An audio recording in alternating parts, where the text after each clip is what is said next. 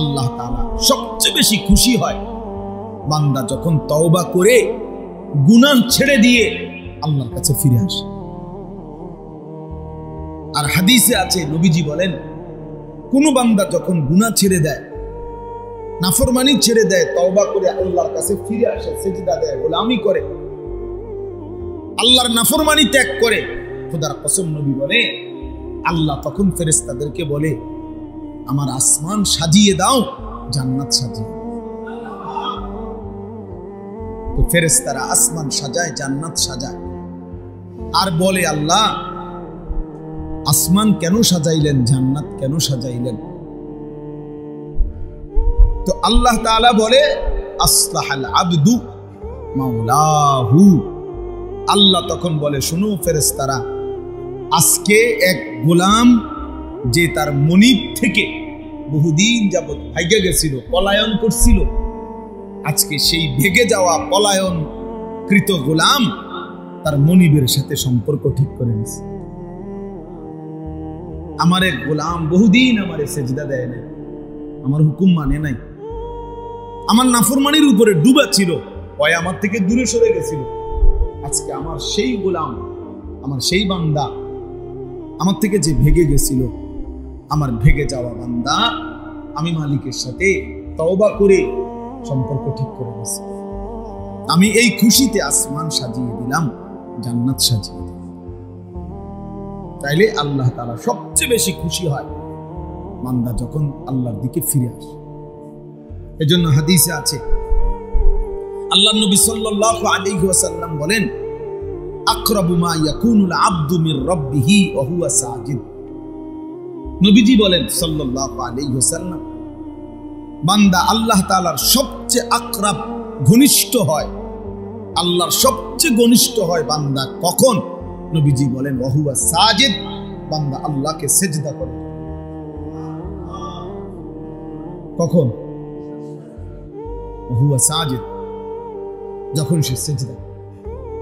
আমার শায়েখ আল্লামা মুফতি মুশতাকুর নবী সাহেব বলে, আল্লাহ যখন বান্দা যখন আল্লাহকে সিজদা করে, তো আল্লাহ মহব্বতে ওই বান্দার মাথায় পিঠে হাত বুলায়, আদর করে দেয়, আদর করে দেয়। আল্লাহ যেন বলে, বান্দা আমারে সিজদা দিলা, যাও বান্দা, খুশি হলাম, খুশি হলাম। এজন্য নামাজ যার কপালে জোটে না, তার কপালের উপরে লানত। যার কপালে সিজদা না, থু তো তোর কপালে, থু তোর কপালে, লানত তোর কপালে, লানত তোর কপালে। সিজদা জোটে না, তোরে আল্লাহ বানাইলই কেন? যার কপালে সিজদাই। এমন বলবেন যে আপনি হুজুর লানত দিলেন, হ বেটা, আল্লাহ লানত দিয়েছে। ওয়া ইন্না আলাইকাল লানাতা ইলা ইয়াউমিদ্দিন। কোরআন শরীফে আল্লাহ বলছে, ইবলিস তুই আমারে সিজদা দিলি না, আজকে থেকে নিয়ে কিয়ামত পর্যন্ত তোর উপরে আমি আল্লাহর লানত। কোরআন শরীফের আয়াত। তাহলে ইবলিসের উপরে আল্লাহ এই লানতটা কেন দিয়েছে? কথা বলেন না কেন? সিজদা দেয় না, সিজদা না করার কারণে তো কি দিছে? কয়দিনের লানত? একবার, একদিনের লানত, কিয়ামত পর্যন্তের জন্য।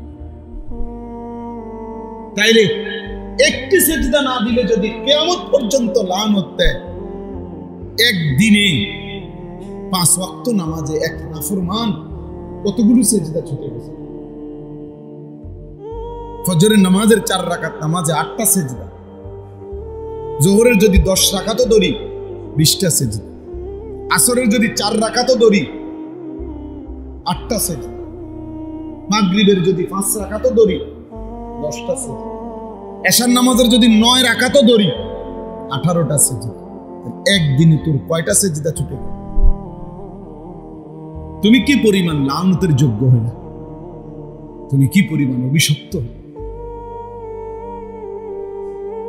আল্লাহ আমাদেরকে বুঝ দান করে। এজন্য প্রিয় ভাই, বাবা, আমি এই জন্য প্রথমেই বলে নিলাম, 10 জন হোক, 5 জন হোক, 50 জন হোক, এটা কোনো কথা। এক আল্লাহর বান্দার ফিকিরও বলা দরকার। একজনের জন্য আল্লাহর কথা শোনানো দরকার, ইসলাহ দরকার, সংশোধন দরকার। এই বলতে বলতে, শুনতে শুনতে, বারবার বলতে বলতে বলতে বলতে ঠিক কখন কার পরিবর্তন হবে, ঠিক কখন কোন দিন কে বদলে যাবে, সেটা মূলত আল্লাহর ফয়সালা। আমাদের দায়িত্ব বলতে থাকা, শুনতে থাকা, আয়োজন করতে থাকা। মূলত ফয়সালা, হেদায়েত কে দিবে? এতদিন ধরে ওয়াজ করি, ওই মানুষ তো ভালো হয় না। না, মানুষ সবাই ভালোই যাইতে হইব, এটা জরুরি না, আমার বলা জরুরি। হুজুরে যেমন 10 বছর ধরে মাহফিল করি, ওই মানুষের তো কোনো পরিবর্তন দেখি না, এই জন্য আর মাহফিল করতাম না। তো আর মাহফিল না করলে 10 বছর, এবার যেহেতু 10 বছর করেও দেখছেন ভালো হয় না, তো না করলে 10 বছর তো ভালো হয়ে যাবে। ভালো হয়ে যাবে।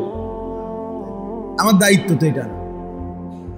আমার দায়িত্ব তো কয়জন হেদায়েত পাইলো না পাইলো এটার হিসাব করা আমার দায়িত্ব, আমার বলা দায়িত্ব, বলতে থাকা। আমার একবার দাউদকান্দিতে এক মসজিদের ইমাম সাহেব, বিশ্বাস করেন কত আমনের মতো বয়সী হবে, বয়স্ক মানুষ, ইমাম সাহেব আমারে জড়ায় ধরা একদিন আমারে বলতেছেন যে হুজুর, আমি আজকে 26 বছর এই মসজিদে ইমামতি করি, অল্প কয়টা বেতন পাই। কয় যে হুজুর, আমি আমার বিবি বাচ্চার কত আবদার জীবনে পূরণ করতে পারি নাই অভাবের কারণে, কাইন্দা দিছে। কয় যে হুজুর, আমার আল্লাহ আমারে, আমি 26 বছর এই মসজিদের খেদমত করি, একই মসজিদে, ছোট একটা মসজিদ। বলতেছে হুজুর, আমার আল্লাহ আমারে, আমাদের দুনিয়ার কোন স্বপ্ন, বাচ্চাদের আশা আকাঙ্ক্ষা, কত কিছু পূরণ করতে পারি নাই অভাবের কারণে, আমার আল্লাহ আমারে আখিরাতে দিবনি। আমি কি বলতাম? আমি জড়াইয়া ধরে আপনারে অনেক কাঁদছি, কাইন্দা বললাম হুজুর, আমি বলেন কি, ইনশাআল্লাহ আল্লাহ আপনাকে এই পরিমাণ দেবে, সেদিন আপনি এবং আপনার পরিবার খুশিতে আনন্দে আত্মহারা হয়ে যাবে, আনন্দে আত্মহারা হয়ে যাবেন। আলেমে দ্বীন কখনো কারো উপার্জন মাসে 8,000 10,000 টাকা, আর ওই বেয়াদব সে নাকি নেতা। এই বেয়াদব পরিষ্কার বলতেছে, মুসলমান নারীদেরকে বলতেছে, তোমরা মোল্লা মৌলবীর বাচ্চা পেটে নিবা না। এত বড় জানোয়ার মুসলমানের ঘরে জন্ম নিল কেমন? এত বড় বেঈমান, কি পরিমাণ আশ্চর্য কথা, চিন্তা করে দেখেন। নারীর মর্যাদা, নারীর অধিকার, উলামায়ে কেরাম এ ব্যাপারে কিচ্ছু বলে নাই, বলছে কোরআন সুন্নাহ বিরোধী। নারীর অধিকারের নামে যে প্রস্তাবগুলো দেওয়া হয়েছে এগুলো প্রত্যাখ্যান করছে। কথা বলেন না কেন? ইসলাম বলছে বাবার মৃত্যুর পরে আপনার উত্তরাধিকার সম্পত্তি 2 বোন 1 ভাই, নাকি এটা আপনারা সবাই জানেন? এটা তো কোরআন শরীফের আয়াত। তো ওরা বলতেছে না, এটা সমান করতে হবে। এখন এই কথাটা যে কোরআন সুন্নাহ বিরোধী, এটা বলবার জন্য সামান্যতম আকল দেমাগ আছে, সে বুঝবে না কথা, এটা সেটা বুঝবে। আপনি যদি বলেন যে এরকম করলো কেন, আপনি গোটা ইসলাম সব বুঝেন, কথা বলেন না কেন? আল্লাহর সব বিধান আমরা বুঝি, তো আল্লাহর ফয়সালা আমরা মানি না। আপনি কবরের আযাব বুঝেন, আপনি হাসরের আযাব বুঝেন, তো তাইলে আল্লাহ তাআলার প্রত্যেক কথা সত্য, সঠিক, যৌক্তিক, ইনসাফ। নবীজি বলছে, আয় আল্লাহ, আদলুন ফিয়া কাদাউক, আপনি আমার ব্যাপারে, যার ব্যাপারে যে ফয়সালা দিবেন, এটাই ইনসাফ, এটাই সঠিক, এটাই আদল। আল্লাহ তাআলা বান্দার উপরে জুলুম করবে, আল্লাহ বান্দার ভালোটা বুঝবে না, আর এই নাফরমান কয়েকজন মহিলা বুঝবে, এটা সম্ভব? যাই হোক, আমার বলার উদ্দেশ্য হলো উলামায়ে কেরাম থেকে বিচ্ছিন্ন হবেন না। উলামায়ে কেরাম থেকে বিচ্ছিন্ন করার জন্য যারা যত কষ্টই করুক, ইনশাআল্লাহ এটা তো স্পষ্ট হয়েছে। 15 বৎসর কত রকমের মিথ্যা অপবাদ দেওয়া হয়েছে, কত জেল জুলুম, কত নির্যাতন হয়েছে আলেমদের উপরে। আজকে সেই আলেমরাই এখনো সেই মসজিদ মাদ্রাসা আলেম ওলামা বাংলাদেশে আছে, কিন্তু ওই জুলুমবাজ আর বাংলাদেশে নাই। অতএব এই নতুন করে এই জঘন্য বেয়াদব যে আলেমদেরকে উপেক্ষা করলো, তুচ্ছ-তাচ্ছিল্য করলো, কিশোরগঞ্জের এই বেয়াদব ইনশাআল্লাহ বাংলাদেশে থাকতে পারবে না। দেখেন ইনশাআল্লাহ আল্লাহই বেইজ্জতি করবে, আসমানওয়ালাই বেইজ্জতি করবে ইনশাআল্লাহ। অতএব আপনাদের কাছে অনুরোধ, এভাবেই চলছে, এভাবেই চলছে। ওলামায়ে কেরামের বিরোধিতা, কোরআনের বিরুদ্ধা, দ্বীনের বিরোধিতা। ওলামায়ে কেরাম হচ্ছে কোরআন সুন্নাহ বিরোধী বক্তব্য। তুমি এটা না প্রমাণ করবা যে না এই কথাটা কোরআন সুন্নাহ বিরোধী নয়। কথা বলেন না কেন? যে আমরা এটা লেখছি এটা কোরআন সুন্নাহ বিরোধী নয়, এটা বুঝে দিলে তো, এটা জনগণকে বললেই তো যে হুজুররা মিথ্যা বলতেছে, না এটা কোরআন সুন্নাহ বিরোধী না, এটা কইলেই তো হয়। অথবা এটা বলেন যে কোরআন সুন্নাহ বিরোধী কথা বাংলাদেশের 95% মুসলমান মানতে হবে, এটা তো এটা কইয়া দেখো না, চাই না আমরা। এরপরে না আমাদের জনগণ মুসলমান প্রতিবাদ করে কিনা দেখা যাবে। মুসলমান তো এখনো মরে নাই, ইমানদার তো এখনো কি করে নাই, সবাই মরে নাই।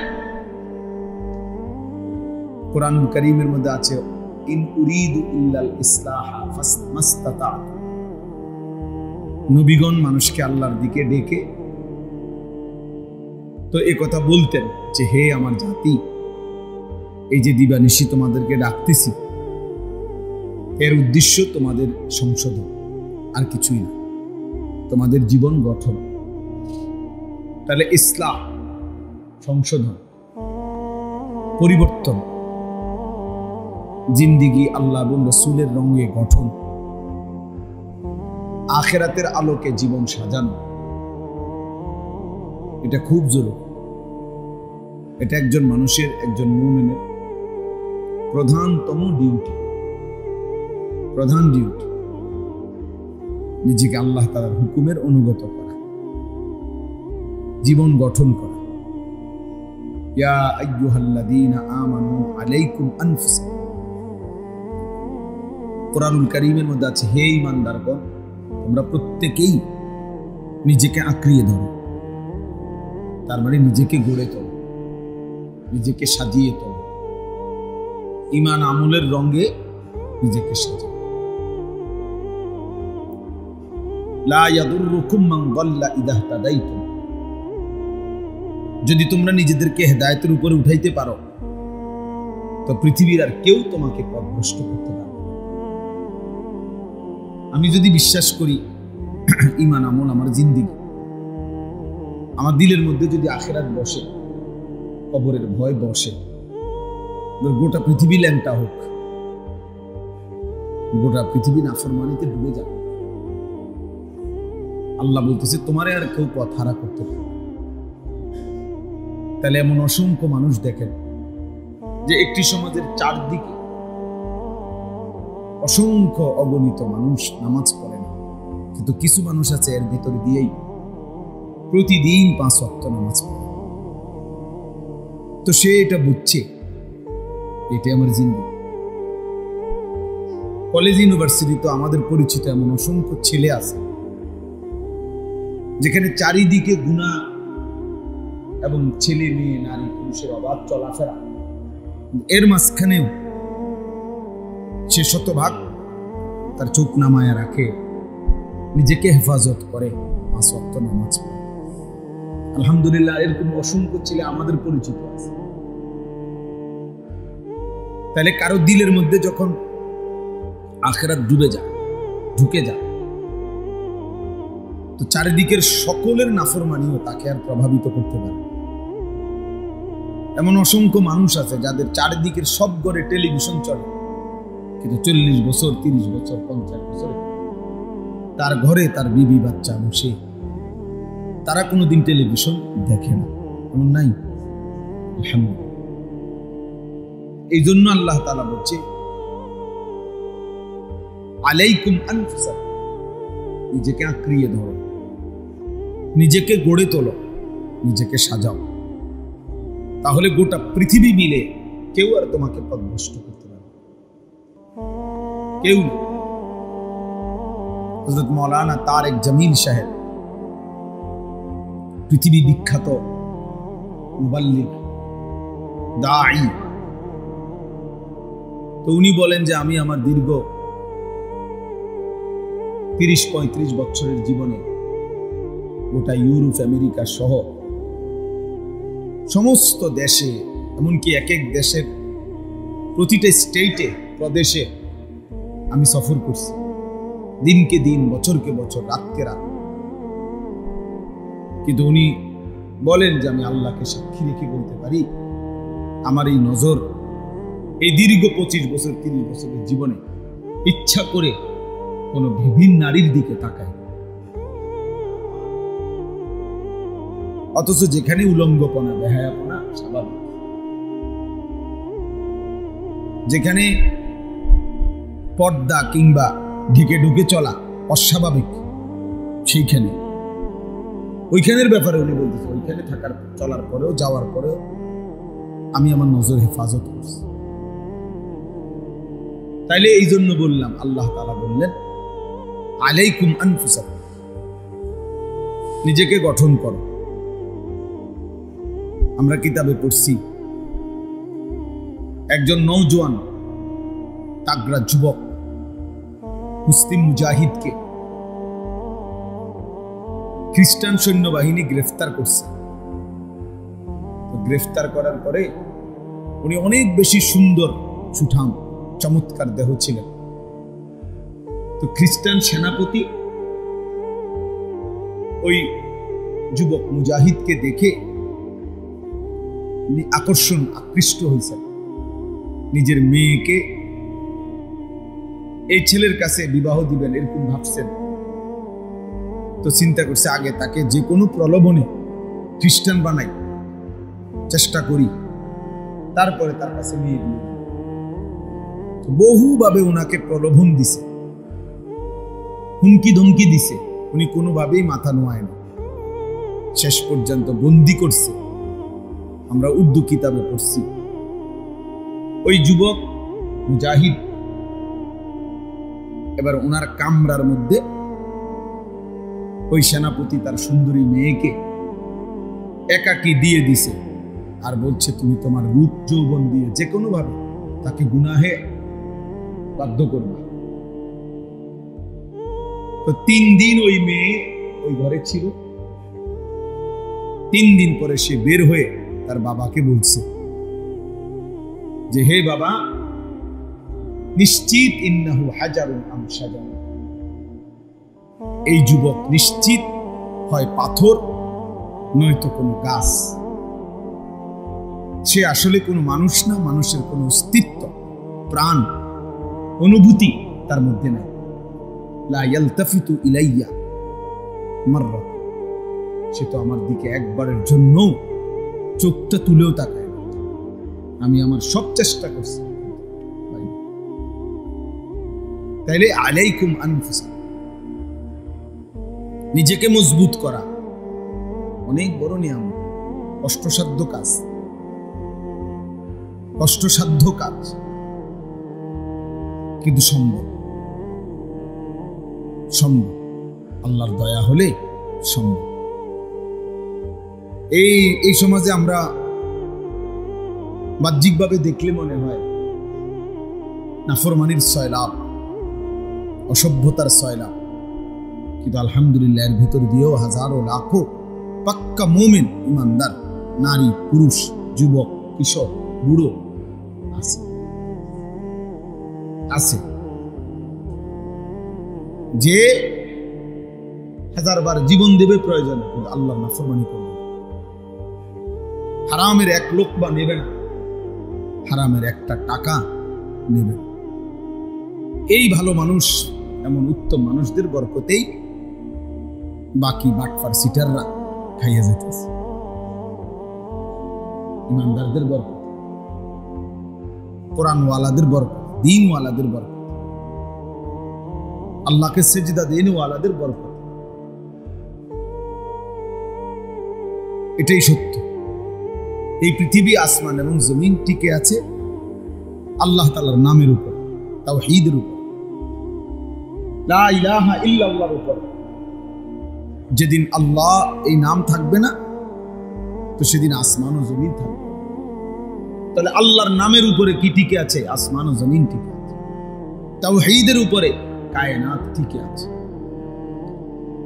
কোন বাটপার, সিটার, সুদখোর, হারামখোর, কোন বখাটে, দুশ্চরিত্র তাদের জন্য না।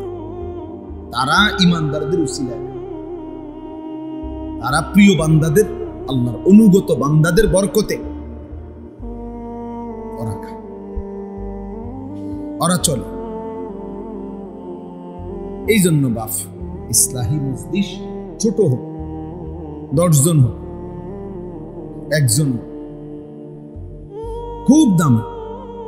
কারণ নিজের পরিবর্তন, নিজের আখলাকের পরিবর্তন, নিজের জিন্দিগির পরিবর্তন, এই ফিকির আসা, গুনাহমুক্ত জীবন গঠন, আল্লাহর ইবাদতে অভ্যস্ত জীবন গঠন, এই কথা বিবেকে আসা, দিলের মধ্যে বসা অনেক বড় নিয়ামত। আমল তো কম বেশি করে না করবেন, আগে তো দিলে বসতে হবে কথা যে আমার আল্লাহকে মানা উচিত, আমার গুনাহ ছেড়ে দেওয়া উচিত, আমার আল্লাহর আদেশ পালন করা উচিত। হাজারো লাখো যুবক, কিশোর, নারী, পুরুষ 30 বছরেও 40 বছরেও নাফরমান, তো এটা বুঝেও না যে এটা গুনাহ, সে এটা ভাবেও না। আজকে 30 বছর টানা প্রতিদিন এক তালে সুদ খায়, এই হারাম করে তো জানেই না এটা। 30 বছর ধরে প্রতিদিন ব্যবসা করে, প্রতিদিন ওজনে কম, প্রত্যেক দিন মিছা কথা বলে।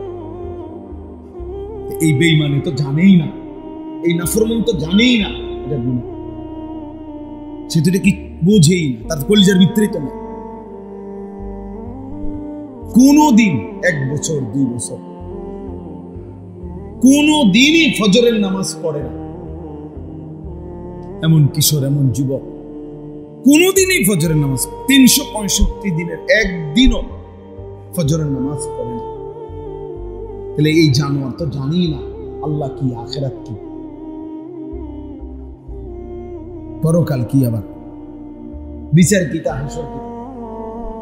তার হিসাব হলো জিন্দিগি মানে চুলের পেখম, জিন্দিগি মানে একটা সিবা ফ্যান, জীবন মানে একটা মোবাইল, জীবন মানে একটা মোটরসাইকেল, জীবন মানে কিছু বন্ধুদের আড্ডা, জীবন মানে একটা মাইয়ার লগে কথা বলা, জীবন মানে একটা মেয়ের পিছনে কুত্তার মতো হাঁটা, কোন নারীর জন্য কুকুরের মতো জীবন দিয়ে দেওয়া, যৌবন শেষ করে দেওয়া, চরিত্র নষ্ট করে খালাস। আর কি, আর কি? তাহলে সে জীবন চিনল কি, বুঝলো?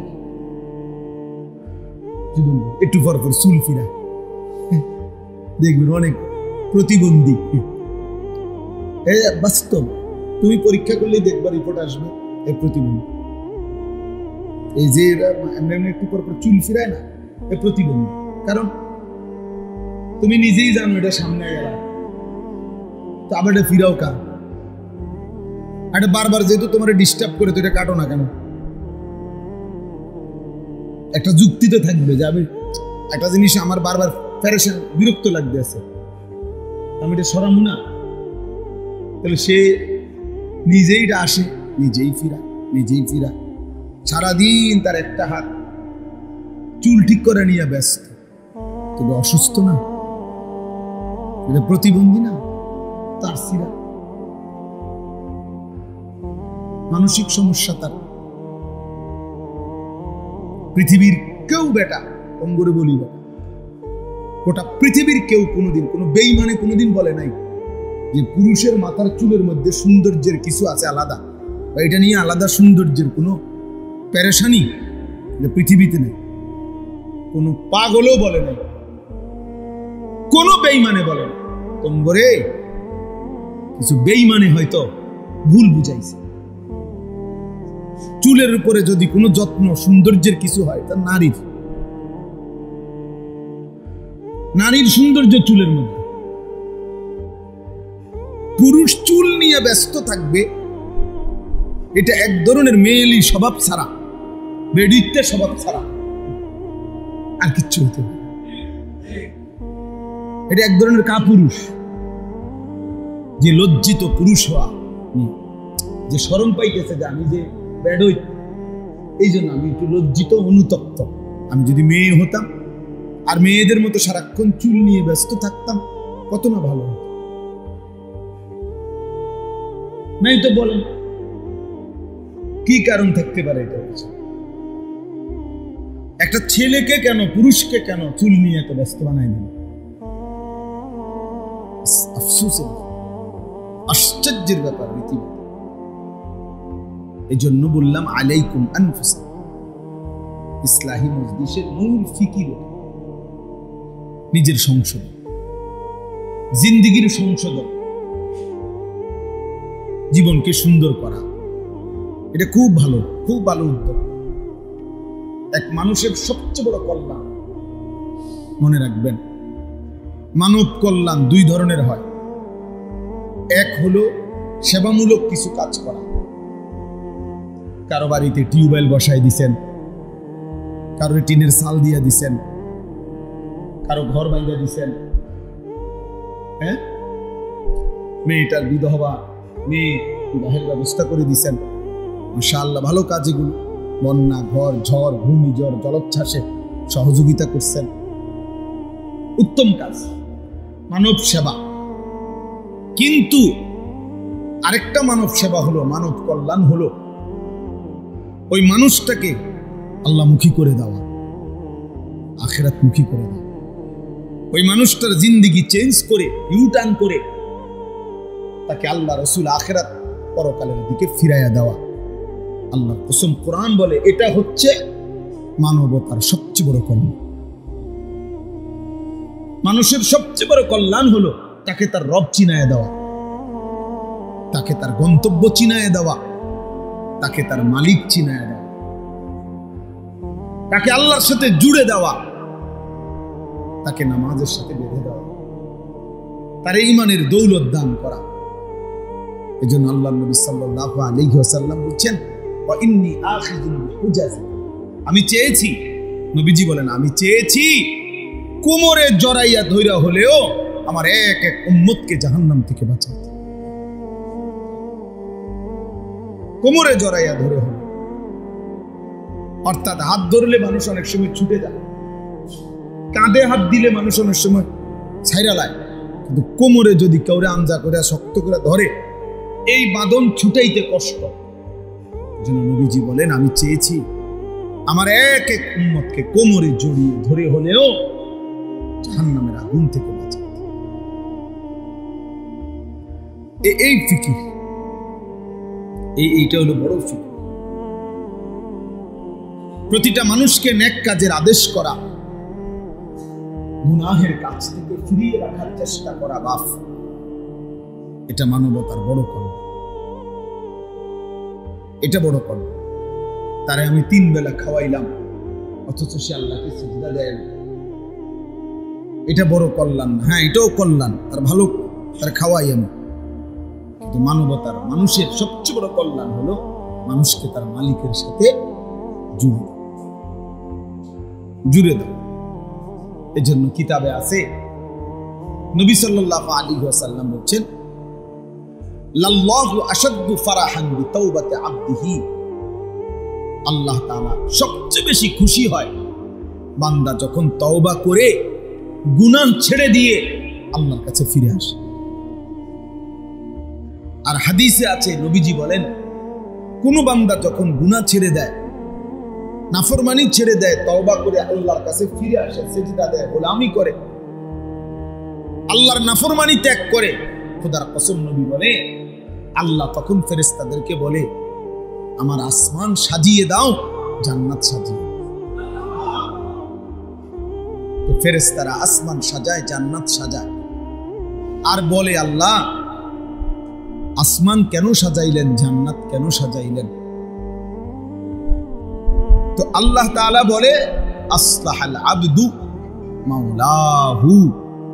আল্লাহ তখন বলে শুনো ফেরেশতারা, আজকে এক গোলাম যে তার মনিব থেকে বহুদিন যাবত ভাইগে গেছিল, পলায়ন করছিল, আজকে সেই ভেগে যাওয়া পলায়ন কৃত গোলাম তার মনিবের সাথে সম্পর্ক ঠিক করে নিছে। আমার এক গোলাম বহুদিন আমারে সেজদা দেয় না, আমার হুকুম মানে নাই, আমার নাফরমানির উপরে ডুবা ছিল, ওই আমার থেকে দূরে সরে গেছিল। আজকে আমার সেই গোলাম, আমার সেই বান্দা, আমার থেকে যে ভেগে গেছিল, আমার ভেগে যাওয়া বান্দা আমি মালিকের সাথে তওবা করে সম্পর্ক ঠিক করে গেছি। আমি এই খুশিতে আসমান সাজিয়ে দিলাম, জান্নাত সাজিয়ে দিলাম। তাইলে আল্লাহ তাআলা সবচেয়ে বেশি খুশি হয় বান্দা যখন আল্লাহর দিকে ফিরে আসে। এজন্য হাদিসে আছে, আল্লাহর নবী সাল্লাল্লাহু আলাইহি ওয়াসাল্লাম বলেন, আকরাবু মা ইয়াকুনুল আবদু মির রাব্বিহি ওয়া হুয়া সাজিদ। নবীজি বলেন সাল্লাল্লাহু আলাইহি ওয়াসাল্লাম, বান্দা আল্লাহ তাআলার সবচেয়ে আকরাব, ঘনিষ্ঠ হয়, আল্লাহর সবচেয়ে ঘনিষ্ঠ হয় বান্দা কখন? নবীজি বলেন ওয়া হুয়া সাজিদ, বান্দা আল্লাহকে সিজদা করে। কখন? ওয়া হুয়া সাজিদ, যখন সে সিজদা। আমার শায়েখ আল্লামা মুফতি মুশতাকুর নবী সাহেব বলে, আল্লাহ যখন বান্দা যখন আল্লাহকে সিজদা করে, তো আল্লাহ মহব্বতে ওই বান্দার মাথায় পিঠে হাত বুলায় দেয়, আদর করে দেয়, আদর করে দেয়। আল্লাহ যেন বলে, বান্দা আমারে সিজদা দিলা, যাও বান্দা, খুশি হলাম, খুশি হলাম। এজন্য নামাজ যার কপালে জোটে না, তার কপালের উপরে লানত। যার কপালে সিজদা নেই, থু তো তোর কপালে, থু তোর কপালে, লানত তোর কপালে, লানত তোর কপালে। সিজদা জোটে না, তোরে আল্লাহ বানাইলই কেন? যার কপালে সিজদাই। এমন বলবেন যে আপনি হুজুর লানত দিলেন। হ বেটা, আল্লাহ লানত দিয়েছে। ওয়া ইন্না আলাইকা লানাতা ইলা ইয়াউমিদ দ্বীন। কোরআন শরীফে আল্লাহ বলছে, ইবলিস তুই আমারে সিজদা দিলি না, আজকে থেকে নিয়ে কিয়ামত পর্যন্ত তোর উপরে আমি আল্লাহর লানত। কোরআন শরীফের আয়াত। তাহলে ইবলিসের উপরে আল্লাহ এই লানতটা কেন দিয়েছে? কথা বলেন না কেন? সিজদা দেয় না, সিজদা না করার কারণে তো কি দিছে? কয়দিনের লানত? একবার, একদিনের লানত, কিয়ামত পর্যন্তের জন্য। তাইলে একটি সিজদা না দিলে যদি কিয়ামত পর্যন্ত লানত দেয়, একদিনে 5 ওয়াক্ত নামাজে এক নাফরমান কতগুলো সিজদা ছুটে গেছে। ফজরের নামাজের 4 রাকাত নামাজে 8টা সিজদা, যোহরের যদি 10 রাকাতও ধরি 20টা সিজদা, আসরের যদি 4 রাকাতও ধরি 8টা সিজদা, মাগরিবের যদি 5 রাকাতও ধরি 10টা সিজদা, এশার নামাজের যদি 9 রাকাতও ধরি 18টা সিজদা। একদিনে তোর কয়টা সিজদা ছুটে গেল? তুমি কি পরিমাণ লানতের যোগ্য হলে, তুমি কি পরিমাণ অভিশপ্ত। আল্লাহ আমাদেরকে বুঝ দান করে।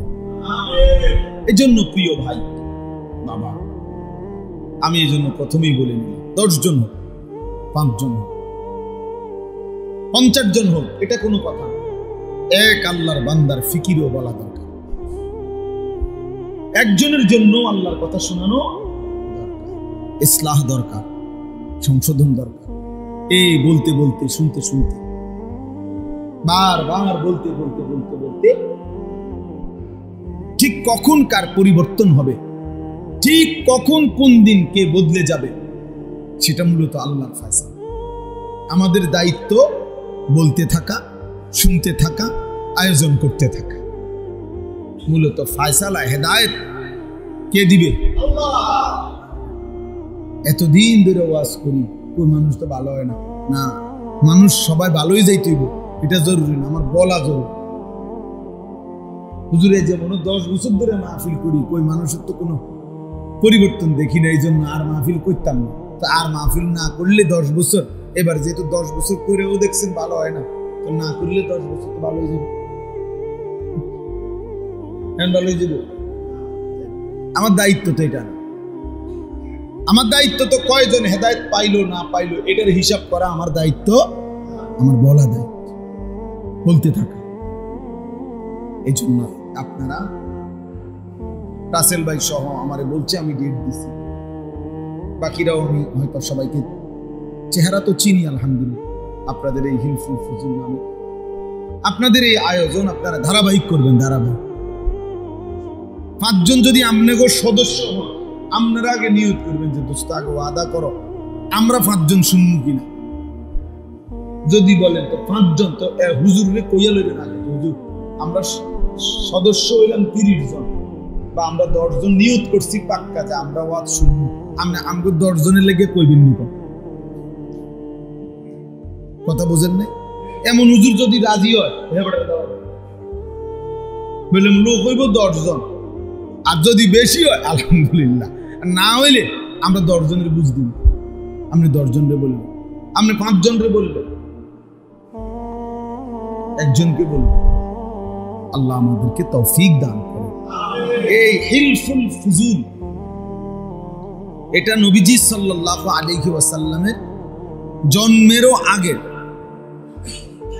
সংগঠন, আরবের একটি সংগঠনের নাম মূলত। অর্থাৎ আরবের মধ্যে ফজল নামে, একই নামে 3 ব্যক্তি ছিল, 3 জন ব্যক্তি ফজল নাম, 3 জনের নামে ফজল। এই 3 জন ব্যক্তি একই নামের, ওনারা একসাথে অঙ্গীকার করছিল। হিলফুন মানে হলো ওয়াদা, অঙ্গীকার, শপথ। আর এই ফুজুল মানে হলো ফজল নামের 3 জন, বুঝছেন? এটা কিন্তু অনেকখানি এই সংগঠনের নাম আছে, দেখেন না? এই জন্য বলতেছি আর কি, সবার ভালো হইবে। অর্থাৎ এই একই নামের 3 জন ব্যক্তি ফজল নামের, ওনারা মক্কায় একদিন সিদ্ধান্ত নিছে, শপথ করছে যে আমরা আমাদের এই মক্কায় আমরা সর্বাত্মক চেষ্টা করব এখানে যেন কারো উপরে কোনো জুলুম, ছিনতাই, কারো উপরে যেন অন্যায় না হয়, কেউ কারো উপরে যেন জুলুম করতে না পারে। আমরা মজলুমের পক্ষে, দুর্বলের পক্ষে আমরা সমর্থন করব, সহযোগিতা করব, সাহায্য করব, জালেমকে প্রতিহত করতে চেষ্টা করব, মজলুমের কল্যাণ করব, দুস্থ অসহায়ের কল্যাণ করব। এই একটা শপথ নিয়ে ওনারা কাজ শুরু করছিলেন। পরবর্তীতে বহু মানুষ এর সাথে যোগ হয়েছে এবং খোদ নবুয়ত পূর্ব মানে 40 বছরের আগেই আমাদের নবী সাল্লাল্লাহু আলাইহি ওয়াসাল্লামও এই ইনাদের এই হিলফুল ফুজুলের সাথে সক্রিয়ভাবে অংশগ্রহণ করেছে।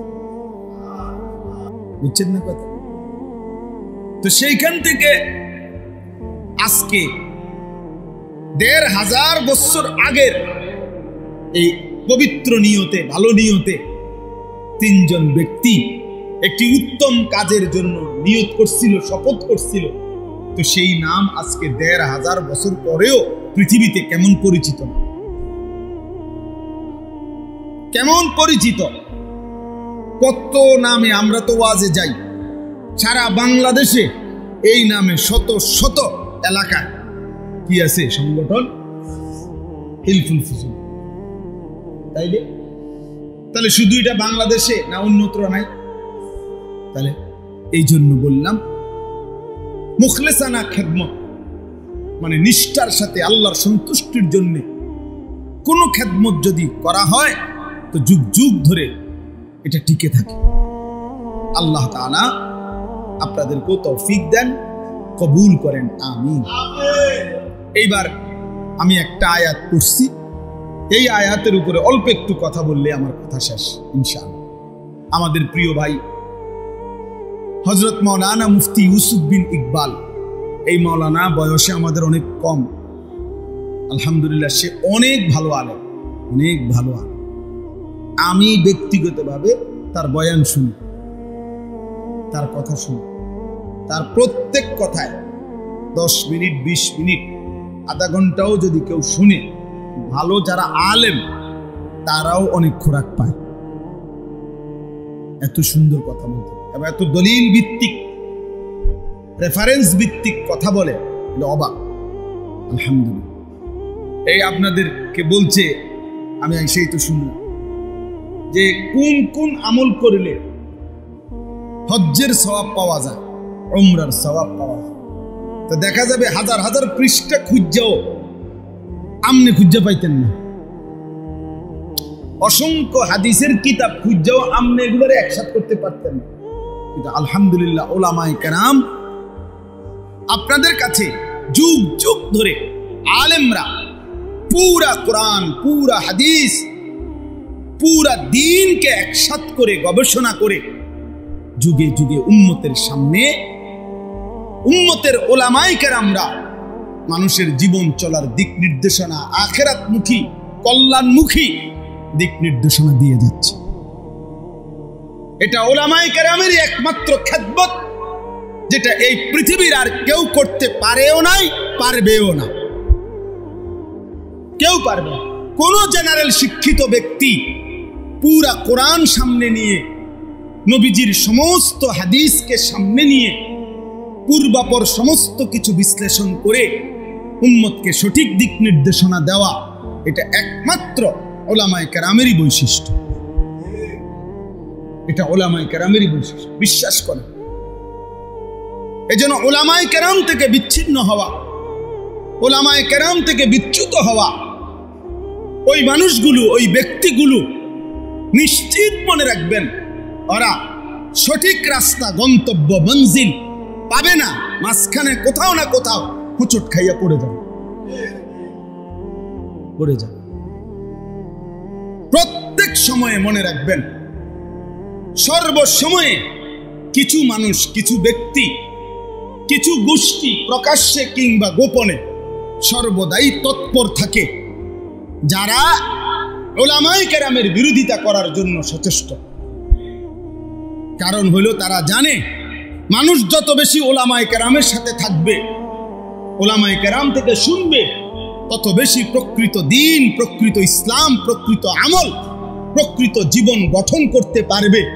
আর জীবন যদি সুন্দর হয়ে যায়, ঈমান আমলের উপরে উঠে যায়, মানুষ যদি অন্যায়, অশ্লীলতা, বেহায়াপনা, অসভ্যতা, নোংরামি, হারাম, অবৈধ উপার্জন এগুলা যদি ওলামায়ে কেরামের বরকতে ছেড়ে দেয়, তাহলে মুনাফিক যারা, বেঈমান যারা, নামধারী ছদ্মবেশী মুসলমানের দুশ্মন যারা, তাদের লস, তাদের লস। এজন্য সবসময় কিছু ব্যক্তি, মানুষ, গ্রুপের চেষ্টা থাকে, যারা সর্বদাই চেষ্টা করে ওলামায়ে কেরাম থেকে মানুষকে কি করতে, বিচ্ছিন্ন। হ্যাঁ, আপনার নারী সংস্কার কমিশন, যেটা নিয়ে সারা বাংলাদেশ প্রতিবাদ করছে, বাংলাদেশের ওলামায়ে কেরাম সহ ন্যূনতম ঈমান আছে, আমল আছে এমন বিবেকবান মুসলমান নারী পুরুষ প্রত্যেকেই বলছে যে কোরআন সুন্নাহ বিরোধী। এখানে অসংখ্য ধারা প্রতিবেদনে লিখছে তারা, যেটা প্রকাশ্যে আল্লাহর কোরআন বিরোধী, রাসূলের সুন্নাহ বিরোধী, এটা স্পষ্ট বলছে। ওলামায়ে কেরামও দেখায় দিছে, সাধারণ বিবেকবান মুসলমান, ইমানদার মুসলমানও এটা দেখছে, শুনছে, জানে। কিন্তু অল্প কিছু নারী, নারী নামের কলঙ্ক, এরা আপনার গোটা জাতিকে বিদ্রুপ করে ওলামায়ে কেরাম এবং ইসলাম এবং ধর্মের বিরোধিতা করে তারা ধর্ম, আলেমদের বক্তব্য, কোরআন সুন্নাহর বক্তব্য সবকিছুকে প্রত্যাখ্যান করে তাদের দাবি যে নারীর অধিকার, মর্যাদা, তারা যা বলে, তারা যা চায়, নারী যা বলবে, নারী যা চাইবে, সেই অধিকারে তাকে দিতে হবে। তাদের বক্তব্য আর তাদের পক্ষে সমর্থন করে এমন কিছু নামধারী মুখোশধারী মুসলমান আছে। নাউজুবিল্লাহ। এই 2 দিন হয় বাংলাদেশের কিশোরগঞ্জের একজন নেতা, পুরান নেতা, বুড়া নেতা, এই পর্যন্ত কয়েকবার ডিগবাজি দিছে, দল বদলাইছে, এই পর্যন্ত বহু দল বদলাইয়া, তাই নিয়ে প্রকাশ্যে টক শোতে আপনার 2 দিন আগে এই অসভ্য বেয়াদব প্রকাশ্যে সারা পৃথিবীকে সামনে রেখে ওলামায়ে কেরামকে তুচ্ছ তাচ্ছিল্য এবং ব্যঙ্গ বিদ্রুপ করেছে। আজীব হবে। সে বলছে আমরা 500 টাকার মৌলবী, আমরা 1000 টাকার নাকি মৌলবী। আমগরে 500 টাকা দিলে আমরা ওয়াজ বদলায় ফেলি, আমরা ফতুয়া বদলায় ফেলি। নারীদেরকে বলছে তোমরা এই মোল্লাদের সন্তান পেটে ধারণ করবা না। এত বড় জঘন্য বেয়াদব বাংলাদেশে আরেকটা কেমনে জন্ম নিয়া এই ফ্যাসিস্ট পরবর্তী 5ই আগস্ট যেই সময় জালেম পলায় গেল, এরপরে এই জালেম কেমনে থাকলো এটা আশ্চর্য লাগতেছে। এত বড় জঘন্য বেয়াদব, এত বড় ভয়ানক বেয়াদব। বয়স্ক মানুষ, বয়স 60 বছরের কম হবে না, সে একেবারে সে বলতেছে মোল্লাদের ইসলামের মধ্যে কোনো মোল্লাতন্ত্র নাই। ইসলামে এক জিনিস, মোল্লাতন্ত্র আরেক জিনিস। মানে আমরা মোল্লারা হইলাম এক জিনিস, ইসলাম আরেক জিনিস। তুই কি কইলি পাগল, কি কইলি তুই? হ্যাঁ কি বললা? এটা কথা হইল? এই জন্য ওলামায়ে কেরাম এটার তীব্র প্রতিবাদ করেছে। এমন জঘন্য বেয়াদব যেই দল লালন করে তাদের ভবিষ্যৎ খুব ভালো হবে না, ভবিষ্যৎ ভালো হবে না। এই নাফরমান ওলামা বিদ্বেষী, আলেম বিদ্বেষী, সে নিজেকেও ডুবাবে, তার দলটাকেও ডুবাবে শেষ পর্যন্ত। আশ্চর্য। এজন্য ভাইয়া একজন হলেও মনে রাখবেন, উম্মতকে ওলামাদের থেকে, সর্বশ্রেণীর মুসলমানকে, মানুষকে আলেমে দ্বীন থেকে বঞ্চিত করার যেই কোনো ষড়যন্ত্র, যেই কোনো চেষ্টা, এটা আমরা ঘৃণা ভরে প্রত্যাখ্যান করা দরকার। এজন্য আপনাদের কাছে আমার অনুরোধ রইল, ওলামায়ে কেরাম যুগ যুগ ধরে আপনাদের কাছে দ্বীন পেশ করে, আল্লাহর কোরআন পেশ করে, রাসূলের সুন্নাহ পেশ করে। কয় টাকা উপার্জন আপনারা বলেন ইনসাফ করে? একজন মসজিদের ইমাম, একজন মসজিদের মুয়াজ্জিন, একজন মাদ্রাসার উস্তাদ, কয় টাকা উপার্জন তার? সামান্য কয় টাকা দিয়ে দিনের পর দিন। আমার একবার দাউদকান্দিতে এক মসজিদের ইমাম সাহেব, বিশ্বাস করেন কত আমনের মতো বয়সী হবে, বয়স্ক মানুষ, ইমাম সাহেব আমারে জড়ায় ধরা একদিন আমারে বলতেছেন যে হুজুর আমি আজকে 26 বছর এই মসজিদে ইমামতি করি, অল্প কয়টা বেতন পাই। কয় যে হুজুর আমি আমার বিবি বাচ্চার কত আবদার জীবনে পূরণ করতে পারি নাই অভাবের কারণে, কাইন্দা দিছে। কয় যে হুজুর আমার আল্লাহ আমারে, আমি 26 বছর এই মসজিদের খেদমত করি, একই মসজিদে, ছোট একটা মসজিদ। বলতেছে হুজুর আমার আল্লাহ আমারে, আমাদের দুনিয়ার কোন স্বপ্ন, বাচ্চাদের আশা আকাঙ্ক্ষা, অত কিছু পূরণ করতে পারি নাই অভাবের কারণে, আমার আল্লাহ আমারে আখিরাতে দিবনি। আমি কি বলতাম? আমি জড়াইয়া ধরে আপনারে অনেক কাঁদছি, কাইন্দা বললাম হুজুর আমি, বলেন কি ইনশাআল্লাহ আল্লাহ আপনাকে এই পরিমাণ দেবে, সেদিন আপনি এবং আপনার পরিবার খুশিতে আনন্দে আত্মহারা হয়ে যাবে, আনন্দে আত্মহারা হয়ে যাবেন। আলেমে দ্বীন কখনো কারো উপার্জন মাসে 8,000 10,000 টাকা, আর ওই বেয়াদব সে নাকি নেতা। এই বেয়াদব পরিষ্কার বলতেছে, মুসলমান নারীদেরকে বলতেছে তোমরা মোল্লা মৌলবীর বাচ্চা পেটে নিবা না। এত বড় জানোয়ার মুসলমানের ঘরে জন্ম নিল কেমন? এত বড় বেঈমান, কি পরিমাণ আশ্চর্য কথা, চিন্তা করে দেখেন। নারীর মর্যাদা, নারীর অধিকার, উলামায়ে কেরাম এ ব্যাপারে কিচ্ছু বলে নাই, বলছে কোরআন সুন্নাহ বিরোধী। নারীর অধিকারের নামে যে প্রস্তাবগুলো দেওয়া হয়েছে এগুলো প্রত্যাখ্যান করছে। কথা বলেন না কেন? ইসলাম বলছে বাবার মৃত্যুর পরে আপনার উত্তরাধিকার সম্পত্তি 2 বোন 1 ভাই, নাকি এটা আপনারা সবাই জানেন? এটা তো কোরআন শরীফের আয়াত। তো ওরা বলতেছে না, এটা সমান করতে হবে। এখন এই কথাটা যে কোরআন সুন্নাহ বিরোধী, এটা বলবার জন্য সামান্যতম আকল দেমাগ আছে, সে বুঝবে না কথা, এটা সেটা বুঝবে।